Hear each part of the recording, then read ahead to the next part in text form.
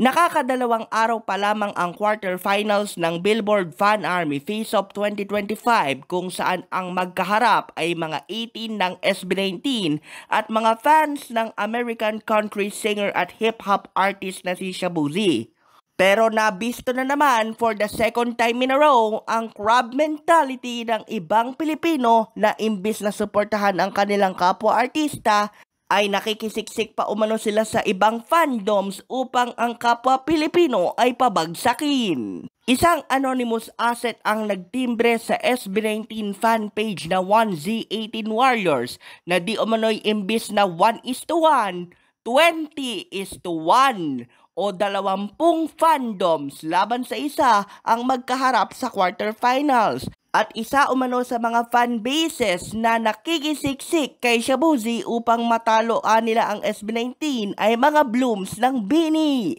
Agad na kumalat sa iba pang 18 fan forums ang screenshot ng naturang timbre mula sa asset at gaya ng inaasahan, inilabas ng mga 18 ang kanilang pagkadismaya sa nangyayari. Bago tuluyang nabuking ng naturang fan forum at nakarating pa mismo sa Mabuhay Region News ang impormasyon, napansin na ng ilang mga matatalas na mata na fans ang biglaang pagsirit ng mga boto para kay Shabu Z, 20% in almost 2 hours. Na nakakapagtaka para sa ilang observers dahil iisa pa lamang ang maituturing na breakout success ni Shabu Z na nangyari lamang noong nakaraang taon sa pamamagitan ng kanyang album na Where I've Been Isn't Where I'm Going. Sa kabila niyan ay mas lalo pang pinalalakas ng 18 ang kanilang loob at lagi nilang pamukaw sa kanilang mga kabaro, mas lalo pa nilang pag-igtingin ang kanilang manananggal attitude o malabampirang magsasakripisyo ng tulog para mai-accomplish nila ang kanilang balak gawin.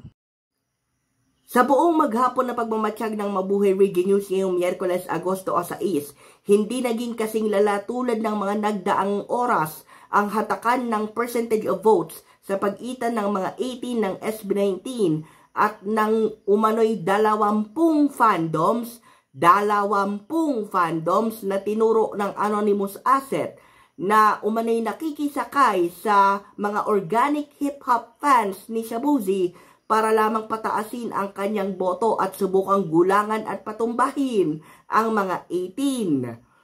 Ang hatian ngayon ng percentage of votes ay 66% to 34% na pabor sa mga 18 as of 9:15 in the evening ngayong Miyerkules.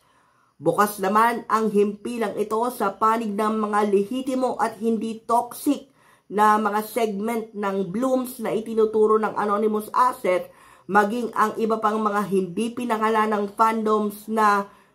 either eliminated o mga hindi naman kasali, pero bato-bato sa langit ang tamaan, kayo na po ang bahalang mabukulan. Para sa Mabuhay Region News, sa walang takot walang pinapaboran, ito ang Senbat sa Patrol No. 2, Stephen Saraspe Perez.